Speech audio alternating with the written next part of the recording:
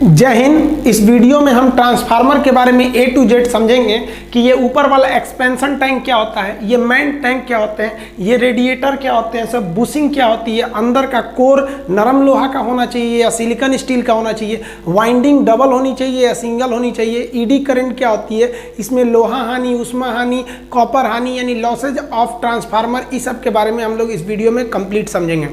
Transformer के ये main parts होते हैं, आप इनको समझ गए तो कोई भी क्वेश्चन आप सॉल्व कर सकते हैं। सबसे पहले बात करते हैं मेन टैंक की। मेन टैंक जो होता है एक खाली होता है, एक पूरा ऊपर से इसमें खाली होता है, इसी के अंदर ट्रांसफार्मर के हर एक पार्ट पुर्जा को रखे गए रहते हैं। इस टैंक में मेनली तीन चीजें होती हैं, एक होता है कोर और उसके बाहर की गई रहती है वाइंडिंग और उसमें भरा होता है नेफ्था ऑयल यानी तेल। अब इसके बारे में हम समझते हैं। सबसे पहले हम समझते हैं ट्रांसफार्मर का कोर क्या होता है। देखिए जो कोर होता है, कोर का मतलब मध्य भाग एकदम बीच का, ये कोर जो होता है वो नर्म लोहा का अमूमन बनाया जाता है और ये कोर होता है उसको मोटा किया जाता है, लेकिन एक ही लोहा लेकर मोटा नहीं करते हैं। जैसे यहाँ देखेंगे तो ये जिस पर मेरा मार्कर चल रहा है यही है आपका कोर, लेकिन एक खड़ा लोहा नहीं लेते हैं, इतना बड़ा खड़ा लोहा लेंगे तो दिक्कत हो जाएगा। उस कोर को मोटा करने के लिए पतला पतला पत्ती लिया जाता होगा। बचपन में आप ट्रांसफार्मर को खोल के इससे बहुत खेले होंगे, आप देखे होंगे इससे पत्तियों को लिया जाता है। ऐसा क्यों किया जाता है? तो इसके लिए इसमें ईडी करंट ना उत्पन्न हो, इस तरह की कई चीजें इसमें मायने रखती है, वो अभी हम बताएंगे आपको लॉसेज ऑफ ट्रांसफार्मर में। तो ऐसे ऐसे ब्लेड को जोड़ के आपस में आप देखे होंगे एक मोटा सा कोर तैयार कर लिया जाता है। अब ट्रांसफार्मर में अगर जहां कहीं भी खाली जगह होगा वहां एक एक्स्ट्रा करंट उत्पन्न हो जाता है, उसे हम कहते हैं ईडी करंट। उस ईडी करंट को बचने के लिए, इसमें खाली जगह न देने के लिए इसके ऊपर वार्निश का लेप लगा दिया जाता है। आप देखेंगे एक लेप लगा दिया जाता है, वह लेप इस पर उत्पन्न होने वाली एक्स्ट्रा करंट यानी ईडी करंट को कम करता है और इसी लेप को लगाकर इसे आपस में जोड़ के इस कोर को मोटा कर लिया जाता है और इस प्रकार इस कोर को मोटा कर लिया गया। अब ये कोर एक बड़ा सा शकल ले लिया, लेकिन वो कई सारे पत्ती यानी ब्लेडों से मिलकर बना हुआ है। तो ये हो गया आपका कोर। अब इस कोर के ऊपर कॉपर यानी तांबे के तार से वाइंडिंग की जाएगी। वाइंडिंग मतलब उसमें लपेटा जाएगा और ये वाइंडिंग दो परत की होती है। अब दो परत की वाइंडिंग देखिएगा ध्यान से, ये बाहर वाली वाइंडिंग हो गई, एक अंदर वाली वाइंडिंग हो गई, यानी दो परत लगा रहता है। उस दो परत के बीच में आपका देखेंगे एक इंसुलेटर का लेप लगाया जाता है, कागज टाइप का होता है, उससे लगा दिया जाता है। वो जो होता है वो प्राइमरी वाइंडिंग यानी एक परत को सेकेंडरी वाइंडिंग यानी दूसरी परत के वाइंडिंग से अलग करता है। तो कहेगा क्या दोनों वाइंडिंग आपस में ज्वाइंट होते हैं? नहीं, वाइंडिंग कहाँ किया जाता है? तो कोर के ऊपर किया जाता है। कोर किसका बना होता है? तो नर्म लोहा का। क्या एक ही टुकड़ा होता है? नहीं, छोटे छोटे ब्लेडों से बनाया जाता है। हालांकि नर्म लोहा से ज्यादा अच्छा होता है सिलिकॉन स्टील, ये अभी हम बताएंगे जब आपको हिस्टैरिसीस लॉस बढ़ाएंगे, जब लॉसेस ऑफ ट्रांसफार्मर में तब। अब इस कोर के ऊपर ये जो वाइंडिंग लपेटी गई है इसको उठा के इस टैंक में भर दिया जाता है। अब इस टैंक में भरेंगे और ट्रांसफार्मर को चालू करेंगे और ट्रांसफार्मर जब फुल लोड पे होगा तो इससे पूरा गर्म हो जाएगा। और इसमें देखिए खाली जगह से तो हमको बचना है, खाली जगह से बचने के लिए हम इस पे वार्निश लगाए थे और आप इसको उठा कर इस पूरे कोर के ऊपर वाइंडिंग है उसको पूरा उठा के इस टैंक में डालेंगे तो खाली जगह तो बहुत हो जाएगा और खाली जगह छोड़ना नहीं है, वरना ईडी करंट हो जाएगा और ईडी करंट खुद ओरिजिनल करंट का विरोध करती है। तो ईडी करंट को हटाना है तो जगह को खाली नहीं छोड़ना है, जगह खाली ना छूट जाए, इसलिए जो मेन टैंक होता है इसमें तेल भर दिया जाता है। ये बहुत ही गाढ़ा मिनरल ऑयल होता है जिसे हम नेफ्था तेल कहते हैं। ये तेल मेन टैंक में भरा जाता है इसलिए ताकि इसमें खाली जगह ना बच जाए। जो कोर था उसके बगल में जो वाइंडिंग की गई थी उसके बीच में खाली जगह नहीं भरना चाहिए। ये जो तेल होता है ये डायरेक्ट आप मेन टैंक में नहीं भर सकते हैं। अब देखिए जब ट्रांसफार्मर ज़्यादा हीट होने लगता है ना तो इसमें हम लोग डबल टैंक का यूज़ करते हैं। देखिए ये जो हो गया ये तो मेन टैंक हो गया, इस मेन टैंक के ऊपर एक छोटा सा टैंक लगाया जाता है। ये दोनों टैंक आपस में जुड़े रहते हैं। इस छोटे से टैंक को कंजर्वेटर टैंक या एक्सपेंशन टैंक कहते हैं। यह बहुत ही जरूरी है ट्रांसफार्मर में, ये नहीं रहेगा तो ट्रांसफार्मर ब्लास्ट कर जाएगा। क्यों? कि जब ट्रांसफार्मर बहुत ज़्यादा देर तक चलता है या फिर ओवरलोड हो जाता है तो इसके अंदर हीट उत्पन्न होता लगता है, उष्मा, और इस वजह से ये तेल खौलने लगता है। अब आप बताइए दूध खौलेगा तो ऊपर उठेगा कि नहीं? अब आप बताइए ये मेन टैंक जो है, इस मेन टैंक को तो लोहे से वेल्डिंग करके पूरा बंद कर दिया गया है और खौल के ऊपर उठेगा तो फाड़ देगा मेन टैंक को, ब्लास्ट कर जाएगा ट्रांसफार्मर पूरा। तो ट्रांसफार्मर ब्लास्ट न करे, इसलिए इसमें एक छोटा सा ऊपर और टैंक जोड़ दिया जाता है और उसे मेन टैंक से सप्लाई जोड़ दी जाती है। और इस जो ऊपर वाला जो एक्सपेंशन टैंक है, इस टैंक को हमेशा आधा भरा जाता है, पूरा नहीं भरा जाता है। अब आधा क्यों भरा जाता है समझिए, इसीलिए आधा खाली जगह छोड़ दिया जाता है कि ओवरलोड होने पे जब तेल गर्म होगा तो ऊपर उठेगा, तो इसे ऊपर उठने के लिए जगह रहना चाहिए ना, तो जगह बनाने के लिए आधा भरा जाता है। तो आप कहेंगे कि पूरे काहे नहीं छोड़ दिया ससुरा, खाली काहे नहीं छोड़ दिया। तो देखिए कभी कभी जब तेल की कमी होने लगती है, मान लीजिए ट्रांसफार्मर 6-7 महीने से मेंटेनेंस नहीं हुआ है तो उसका कुछ तेल उड़ जाता है। अब तेल उड़ जाएगा तो इसमें तो तेल का लेवल नीचे आ जाएगा, और तेल का लेवल नीचे आया तो खाली जगह हो जाएगा, खाली जगह में ईडी करंट उत्पन्न हो जाएगी, तो फिर उस खाली जगह को कौन भरेगा। तो ये एक्सपेंशन टैंक में जो एक्स्ट्रा तेल भरा है वो जाके उसमें चला जाएगा और खाली जगह होने नहीं देगा, वरना ईडी करंट आएगी तो ट्रांसफार्मर फुल कैपेसिटी से वर्क नहीं कर पाएगा। अब समझिए जब ट्रांसफार्मर का तेल गर्म हुआ था तो एक्सपेंशन टैंक में गया था, तो एक्सपेंशन टैंक की हवा बाहर चली गई, कोई दिक्कत नहीं हुआ। लेकिन जब वो नीचे जाएगा, जब ट्रांसफार्मर बंद होगा या लोड कम होगा तो नीचे जाएगा, तो तेल तो नीचे आ जाएगा। जब तेल नीचे आएगा तो इसमें वापस हवा भरने लगेगी। हवा जब भरेगा तो दिक्कत शुरू। हवा के अंदर नमी होती है, हम जब सांस छोड़ते हैं ना तो हमारे फेफड़ा से कुछ नमी पानी निकलता है, जो ठंड के दिन में भाप की तरह दिखने लगता है, गर्मी में नहीं दिखता है, लेकिन निकलता जरूर है। वो ससुरा पनिया इसमें घुस जाएगा तो दिक्कत कर देगा, पानी नहीं घुसना चाहिए। तो उसको रोकने के लिए यहाँ पर एक ब्लू कलर का देखेंगे ब्रीदर लगा दिया जाता है। अब ये ब्रीदर क्या करता है, ब्रीदर को हमेशा एक्सपेंशन टैंक के ऊपर लगाया जाता है, इस तरह से एक्सपेंशन टैंक के ऊपर लगाया जाता है। ब्रीदर का कलर अमूमन ब्लू कलर का होता है। ये जो ब्रीदर है, यहाँ पर ब्रीदर को बड़ा कर दिए हैं, इसी ब्रीदर को यहाँ पर लगा दिया जाता है। इसके अंदर भरा होता है सिलिका जेल। सिलिका जेल क्या होता है, आप देखे होंगे, आप लैपटॉप खरीदने जाइए या कुछ भी खरीदने जाइए, उसके अंदर एक तो इस तरह सा पैकेट मिलेगा आपको जिसके अंदर भरा होता है सिलिका जेल। ये क्या करता है, ये हवा में जो भी नमी है ना उसको सोख लेता है। अब मान लीजिए आपका लैपटॉप का बैग है, उसमें एक तो इसको डाल दिए, बैग में जितनी भी हवा जाएगी, हवा तो रुकती नहीं एक जगह, घूमते रहेगा, जितना घूमेगा जैसे जैसे टकराएगा उससे सोख लेगा, जहाँ टकराएगा सोख लेगा, जहाँ से सोखेगा वहाँ की हवा हल्की हो जाएगी तो भारी वाला उधर जाएगा, कहेगा कहाँ गया, ओकरो सोख लेगा पूरा। तो इसीलिए ये बैग वगैरह में डाल दिया जाता है। कई तो समझता है भी लैपटॉप का पार्ट है, इसको बहुत दिन तक संभाल के रखे रहता है सब।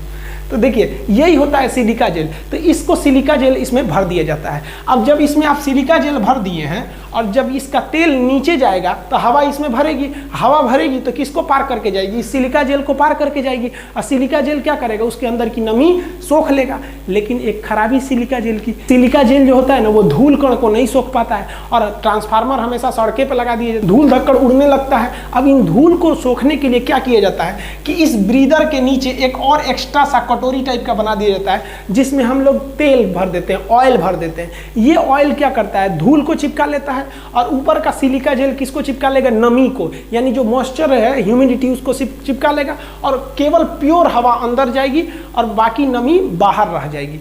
पूछेगा कि आपका ये जो ब्रीदर होता है ये कहाँ लगाया जाता है, तो हमेशा याद रखिएगा ब्रीदर मेन टैंक में नहीं लगेगा, और ये कहाँ लगेगा, एक्सपेंशन या कंजर्वेटिव टैंक के बाहर लगा रहता है। कंजर्वेटिव टैंक हमेशा आधा भरा होना चाहिए। ब्रीदर में कितने चीज का यूज करते हैं, तो 2 चीज का, एक सिलिका जेल, और सिलिका जेल के नीचे में देखिएगा ऑयल लगा होता है। ये ऑयल ये क्या करता है, धूल कण को रोकता है, और सिलिका जेल नमी को रोकेगा। अब ये ट्रांसफार्मर है, ये मेन टैंक है, ये एक्सपेंशन टैंक है, आइए ब्रीदर है। अब आप कहेंगे इस मेन टैंकों में तेल किधर से भरा जाता है, तो तेल इस एक्सपेंशन टैंक के ऊपर खाली जगह होता है, इसी में से तेल भरा जाता है और ये मेन टैंक में जाता है। कभी टैंक को खाली करना पड़े तो क्या इसे ट्रांसफार्मर उलाट के खाली करिएगा, भारी होता है, तो नीचे से एक वाल्व दिया रहता है, उसको खोलिएगा ना ढक्कन को तो सब तेल बाहर फेंक देता है। अब समझिए कि ट्रांसफार्मर को हम चालू कर दिए, मान लिया कि ट्रांसफार्मर में हीट ज़्यादा हो गया, ओवर हीटिंग हो गई, भड़कने वाला है, तो जरूरी ये है ना कि एक तो एमसीबी की तरह इसमें भी लगा रहे, बंद कर दे ट्रांसफार्मर को, ज़्यादा हीट हो ना तो धाए से बंद कर दे। अब इसके लिए क्या किया गया, तो इसके लिए लगाया गया बुकुज रिले। ये एक मशीन है बुकुज रिले। बुकुज रिले में जो स्विच होता है ना उसको दाबना नहीं पड़ता है। ये एक ऐसा मशीन होता है ट्रांसफार्मर में जिसको इलेक्ट्रिक से कोई मतलब नहीं है। इसके अंदर एक स्विच होता है और वो स्विच के को दबाने की क्षमता पारा में भर दिया जाता है। नीचवा पारा रख दिया जाता है, स्विचवा ऊपर, जहां ज्यादा गर्मी होगा पारा जो होता है मरकरी गर्म होकर ऊपर के स्विचवा को दाब देगा, और जैसे दाबेंगे ट्रांसफार्मर की सप्लाई कट जाएगी। तो बुकुज रिले जो होता है ना, ट्रांसफार्मर में अलार्म बजा देता है, और ज्यादा हीट हो गया तब वो क्या कर देता है, ट्रांसफार्मर की सप्लाई को काट देता है। अब कहेगा ये बुकुज रिले में कैसे स्विच का प्रयोग होता है, तो बुकुज रिले में मरकरी यानी पारा स्विच का प्रयोग होता है। दूसरा, बुकुज रिले को कहाँ लगाया जाता है, तो याद रखिएगा बुकुज रिले को हमेशा जो एक्सपेंशन टैंक है और जो मेन टैंक है इनके बीच में लगाया जाता है बुकुज रिले को, ये हमेशा याद रखिएगा। जैसे यहाँ देखिए मेन टैंक है और ये आपका एक्सपेंशन टैंक या कंजर्वेटर टैंक है, तो उसके बीच में हम लगाते हैं बुकुज रिले, इसमें पारा यानी मरकरी स्विच का प्रयोग होता है। अतः बुकुज रिले सेफ्टी के लिए है। देखिए भैंस को हम लोग बांधते हैं खूंटा में सेफ्टी के लिए कि भैंस भागे नहीं, कभी कभी ससुरा खूंटवे उखड़ जाता है, अब क्या करिएगा, यही होता है। हम तो सेफ्टी के लिए लगाए थे बुकुज रिले, कभी ससुरा बुकुज रिले जो है खराब हो जाता है, अब तो इसको भड़कने से कोई नहीं रोक सकता है और पब्लिक की जान चली जाएगी, भड़क जाएगा बीच बाजार में ट्रांसफार्मर। तो इसके लिए एक सेकेंड चीज को लगाते हैं जिसे हम लोग कहते हैं एक्सप्लोजन वाल्व या एक्सप्लोजन वेंट। ये एक लंबा पाइप की तरह होता है, आप यहाँ इमेज में देखिएगा एक लंबा पाइप की तरह इसे निकला हुआ है। ये क्या किया जाता है, जब ट्रांसफार्मर में बहुत हीट होने लगता है और तेल पूरा खौल जाता है, इसका तेल खोल के भाग गया रहता है एक्सपेंशन वाल्व में, एक्सपेंशन टैंक में। अब एक्सपेंशन टैंक में भी जगह नहीं है, वो भी ससुरा फटने वाला है, तो इसको क्या करते हैं, ई पाइपुआ में तो कुछ तेल इस पाइप में भाग जाएगा और इसका जो मुंह होता है इसको कमजोर धातु का बनाते हैं कि ये फट जाए और तेल इधर से निकल जाए ताकि दुर्घटना ना हो। तो इसे हम लोग क्या कहते हैं, एक्सप्लोजन वाल्व या एक्सप्लोजन वेंट। आजकल के नए ट्रांसफार्मर में इतना बड़का धोधड़ नहीं दे रहा है, छोटा सा वाल्व दे रहा है, जैसे कुकर का सीटी होता है, ज़्यादा हीट होगा ना तो उधर से फेंक देगा फिर बंद हो जाएगा, तो वो वाल्व आजकल के नए मॉडल में आ गया है। तो ट्रांसफार्मर में सेफ्टी के लिए बुकुज रिले और लास्ट सेफ्टी के लिए क्या होता है, एक्सप्लोजन वेंट या एक्सप्लोजन वाल्व। देखिए किसी चीज को गर्म करेंगे तो फैलेगा, दूध को गर्म करते हैं तो फैलता है, तो दो रास्ते हैं, या तो फैलने के लिए जगह दे दीजिए, नहीं तो फूंक फूंक के उसको नीचे दबाइए, आदमी फूंकते लगता है ना, वही हाल होता है। देखिए ये जो एक्सपेंशन टैंक है ये तो फैलने का जगह देता है, लेकिन कितना अच्छा रहता है कि तेलवा को आदमी फूंकता है उसी में बैठ के, ट्रांसफार्मर में बैठ के फूंको, इतना फुर्सत है, किसी को फूंकेगा मार देगा करंट, ऊपर फूंका जाएंगे वो। तो इसके लिए बना दिया जाता है हम लोग कूलिंग ट्यूब या फिर रेडिएटर। ये क्या होते हैं, आप ट्रांसफार्मर में देखिए ये जो साइड में ये निकला हुआ है ना इतना बड़ा सा, ये इतना बड़ा सा जाली टाइप का जो निकला है ये वाला हिस्सा, ये होता है आपका रेडिएटर, यही ठंडा करता है, इसको हम लोग कूलिंग ट्यूब कहते हैं। लेकिन कुछ कुछ में फैन भी लगे रहते हैं, बाद में बताएंगे। ये कूलिंग ट्यूब क्या होते हैं सर, देखिए ये ना होता है छोटे छोटे नली के होते हैं सर, ये छोटे छोटे ट्यूब जो होते हैं सब बहुत ज़्यादा होते हैं सर, बहुत ज़्यादा संख्या में छोटे छोटे ट्यूब को आपस में जोड़ दिया जाता है और इसका सब कनेक्शन ऊपर से दिया जाता है। देखिए इस मेन टैंक का जो ऑयल होता है गर्म होता है, तो गर्म होकर इसमें जाने लगता है, और जब इसमें जाता है तो इस छोटे छोटे टैंक से, छोटे छोटे ट्यूब से नीचे गिरने लगता है, और ये धीरे धीरे नीचे गिरता है और एकदम छोटे छोटे ट्यूब से नीचे गिरता है। और ये जो ट्यूब होते हैं ये तो जालीनुमा होते हैं, और बाहर जब हवा लगती है तो उसको ठंडा कर देती है। जैसे थाली में खिचड़ी ले लीजिएगा एक के जगह, ठंडा नहीं होगा, तो तनी सा खिचड़िया को साइड में करके फैला दीजिएगा तो ठंडा हो जाएगा। यही काम करता है ये कूलिंग ट्यूब, इधर से गर्म तेलवा को लेके ऊपर से, और जो ट्यूब होते हैं बड़ी ज़्यादा संख्या में होते हैं, उस ट्यूब में थोड़ा थोड़ा मात्रा में तेल को गिराता है ताकि तेल का जो एरिया हो कम हो और हवा इस पर मारे तो वो ठंडा हो सके। ठंडा करने वाली मशीन को हम रेडिएटर कहते हैं। तो अतः ये जो ट्यूब है ये रेडिएटर का काम किया। जब ये इधर से गिरेगा तो गिरने के दौरान ठंडा हो जाएगा, और ठंडा होने के बाद फिर अंदर घुस जाएगा, और अंदर जाने के बाद फिर गर्म होगा तो फिर आएगा, इस साइड भी है इस साइड भी है, तो ये जो होता है गर्म होकर ऊपर आता है और फिर इस साइड जाते हैं, और रेडिएटर और कूलिंग ट्यूब से ठंडा होकर नीचे आते हैं और फिर अंदर चले जाते हैं। ये प्रोसेस चलते रहता है। इसमें और अच्छा रहता कि यहाँ पर आदमी एक पंखा लगा देता, तो बहुत हैवी पावर के जो ट्रांसफार्मर होते हैं या जो मेन सब स्टेशन पे ट्रांसफार्मर रखे रहते हैं जिनका लोड ज्यादा होता है, उस पे देखिएगा पंखा लगा देता है। तो ये छोटे छोटे ट्रांसफार्मर पे पंखा नहीं लगाता है जो बाजार में टांग देता है। धोधड़ एकदम ट्रांसफार्मर रहेगा ना एकदम मेन स्टेशन का, तो उस पे लगा देता है आपका फैन। तो ये फैन और ठंडा करने के काम में आ जाता है उसे। तो ये आप कूलिंग प्रोसेस समझ गए ट्रांसफार्मर का। अब समझते हैं ट्रांसफार्मर से हमको सप्लाई कैसे मिलती है। तो देखिए ट्रांसफार्मर में बहुत हाई वोल्टेज आया रहता है, जब भी आपको दूर तक करंट भेजना है तो आप हाई वोल्टेज पे ही भेज सकते हैं। तो बिजली घर उतना दूर है तो हाई वोल्टेज पे आता है, और वही हाई वोल्टेज घर में डाल दीजिएगा ना तो भड़का देगा सबको। इसलिए हमको चाहिए टर्मिनल। टर्मिनल का मतलब होता है जो चारों ओर बांट सके। तो ट्रांसफार्मर के टर्मिनल को हम लोग बुश या बुशिंग कहते हैं। ये जो बुशिंग होती है ट्रांसफार्मर की, ये दो तरह की होती है। एक जो उसमें मेन सप्लाई आती है हाई वोल्टेज वाली, और उससे जो हमारे घरों में जाती है लो वोल्टेज की, तो उसे लो वोल्टेज। तो जो बुशिंग यानी टर्मिनल है, ये जो देख रहे हैं आप टर्मिनल, इसमें आप देखिएगा तो 4-4 की जोड़ी में टर्मिनल मिलेंगे, लेकिन इसमें भी देखिएगा तो 2 ठो मिलेंगे आपको। देखिए यहाँ ध्यान से, लो वोल्टेज के लिए यहाँ पे आपको मिलेगा। तो जो ट्रांसफार्मर होते हैं हाई बुशिंग वाला, तो वो हाई बुशिंग में क्या होता है, हाई वोल्टेज रहता है। जो छोटा साइज का रहता है उसमें क्या कहते हैं, लो वोल्टेज कहते हैं। एलवी बुशिंग लो वोल्टेज के लिए, एचवी बुशिंग हाई वोल्टेज के लिए। तो ट्रांसफार्मर के टर्मिनल को हम टर्मिनल ना करके बुशिंग कहते हैं। देखिए अब ट्रांसफार्मर में कुछ लॉस होते हैं। आपको भी पता है कि दुनिया का कोई भी चीज़ 100% एफिशिएंट नहीं होता है। ट्रांसफार्मर में जितना भी वोल्टेज होता है या जो एनर्जी होती है वो थोड़ा बहुत कहीं ना कहीं लॉस हो जाती है। तो इसी लॉसेस को हम ट्रांसफार्मर के लॉस कहते हैं। तो समझते हैं हम इस लॉसेस के बारे में। तो सबसे पहला जो लॉस होता है वो आयरन लॉस होता है, जिसे हम लोग कोर लॉस भी कहते हैं। हिंदी में इसे लोहा हानि कहते हैं। आपको बता दिए हैं ट्रांसफार्मर का ये जो कोर होता है ये नरम लोहा का होता है। तो इस कोर में ही कुछ हानियां हो जाती है, कुछ लॉस हो जाता है। उस लॉस को हम लोहा हानि कहते हैं। चूंकि कोर लोहा का बना होता है इसलिए कोर हानि या लोहा हानि कहते हैं। यह लोहा हानि 2 प्रकार का होता है, या तो आपका ईडी करंट लॉस होगा या तो आपका हिस्टेरिसिस लॉस होगा। तो पहले समझते हैं ईडी करंट का लॉस क्या होता है। ट्रांसफार्मर के कोर में अगर थोड़ा भी जगह होगा तो उसमें एक भंवर धारा उत्पन्न हो जाती है। भंवर धारा का मतलब है एक्स्ट्रा करंट जो विपरीत दिशा में चलने लगती है, जिस वजह से एफिशिएंसी घट जाती है। तो ऐसे धारा को हम भंवर धारा कहते हैं। इससे बचने के लिए हम कोर को एक मोटा लोहा ना बनाकर छोटे छोटे ब्लेड में जोड़कर बनते हैं, और इसके ऊपर हम लोग क्या करते हैं, वार्निश की परत लगा देते हैं ताकि खाली जगह ना हो। तो ईडी करंट से बचने का तो ये उपाय हो गया। फिर भी कुछ बहुत ईडी करंट हो ही जाता है। अब बात करते हैं हिस्टेरिसिस लॉस क्या होता है। आपको पता है कि जब कभी भी किसी धातु में, मान लीजिए फेरोमैग्नेटिक में, आप करंट सप्लाई करते हैं तो उसमें चुंबक का गुण आ जाता है, और करंट सप्लाई रोकते हैं तो चुंबक का गुण चला जाता है। अब चूंकि ट्रांसफार्मर एसी करंट पर काम करता है तो इसमें बार बार इसकी दिशा बदलती रहती है। एक बार फेज होता है, इसे दिशा बदलती रहती है एसी करंट की। तो एक बार ये मैग्नेटिक होगा और एक बार मैग्नेटिक नहीं होगा। तो होता क्या है, जो आपका कोर होता है ये एक बार मैग्नेटिक होता है, एक बार नहीं होता है। तो इसके बीच जो गैप हो जाता है, इस कारण एक बार इलेक्ट्रॉन की दिशा इधर हो जाती है, एक बार इधर हो जाती है। तो इसी कारण एक ऊष्मा उत्पन्न होने लगती है, जिसे हम हिस्टेरिसिस लॉस कहते हैं। ये दोनों ही लॉस आपको कहाँ देखने को मिलेंगे, कोर में मिलेंगे। और कोर ज्यादातर नरम लोहा का बनाया जाता है, इसीलिए इसे लोहा हानि या कोर हानि कहते हैं। अब आप तो पता चल गया आपको कि जो ईडी करंट था उसको तो हम वार्निश द्वारा रोक सकते थे। अब इस हिस्टेरिसिस लॉस को रोकेंगे कैसे, तो इसको रोकने के लिए हम एक ऐसे धातु का प्रयोग करते हैं जो ऐसे मैग्नेटिक फील्ड के चेंज होने पर ज़्यादा इफेक्ट न पड़े और उसमें ज़्यादा ऊष्मा उत्पन्न न हो, ताकि हिस्टेरिसिस लॉस को रोक सके।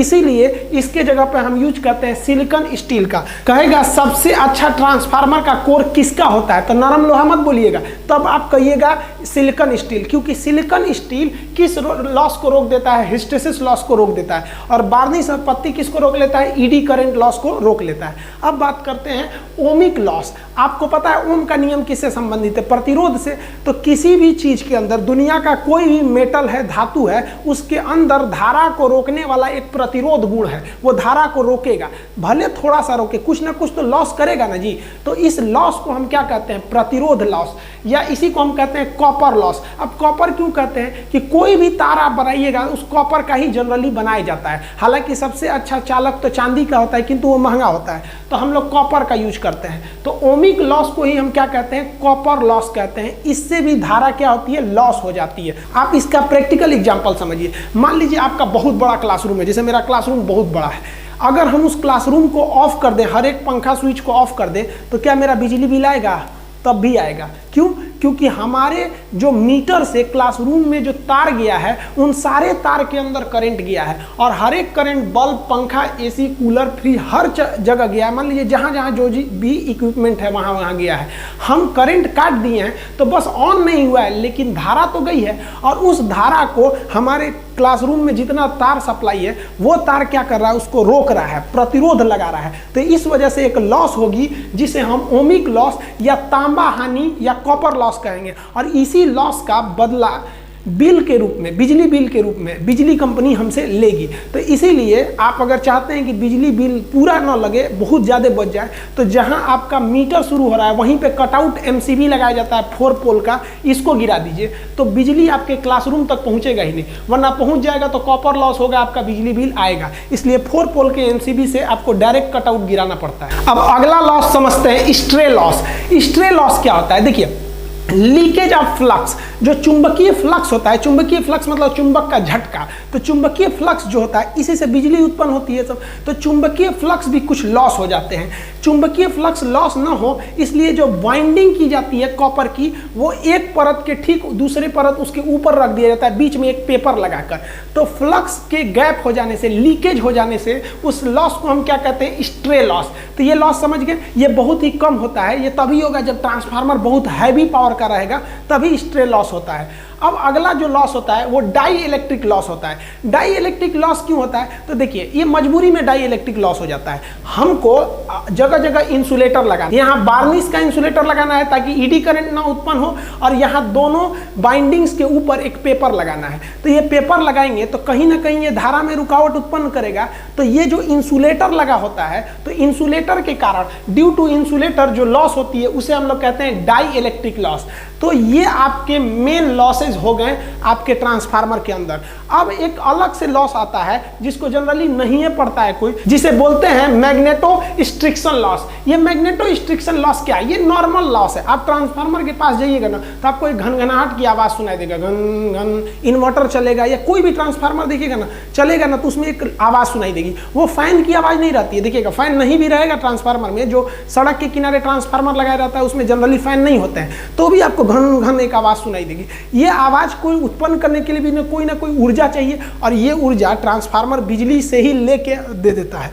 तो एक साउंड उत्पन्न होता है। तो इस साउंड के उत्पन्न होने से एक लॉस होता है जिसे हम लोग कहते हैं मैग्नेटो स्ट्रिक्शन लॉस। तो ये ट्रांसफार्मर के अंदर टोटल लॉस हो गए।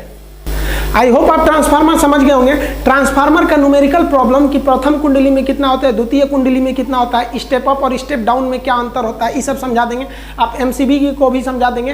ये एमसीबी भी आप देखेंगे तो 4 टाइप के मिलेगा आपको, single pole, double pole, triple pole, 4 pole, इसके भी कई कैटेगरी हो जाते हैं। आप ट्रांसमिशन लाइन देखिएगा, हाई वोल्टेज के करंट को हम लोग इस टावर के द्वारा ट्रांसमिशन लाइन से भेजते हैं। इसके अंदर एक कोरोना इफेक्ट उत्पन्न होता है। अभी जो बीमारी चल रही है ना, इसमें पहले से है वो बीमारी। कोरोना इफेक्ट क्या होता है? ट्रांसमिशन लाइन का। और ये जो इंसुलेटर होते हैं क्यों लगाए जाते हैं? अब इंसुलेटर की संख्या गिनेंगे तो देखिए, इसमें ज्यादा डिस्क मतलब चक्री, इसमें ज्यादा दिख रहा है, इसमें डिस्क की संख्या ज्यादा है, इसमें डिस्क की संख्या कम है। तो हम क्या डिस्क को गिन के बता सकते हैं कि इस तार में कितना वोल्टेज है? हाँ, एकदम आराम से बता सकते हैं। तो मिलेंगे हम लोग नेक्स्ट वीडियो में, तब हम इसकी चर्चा करेंगे। तब तक के लिए जय हिंद।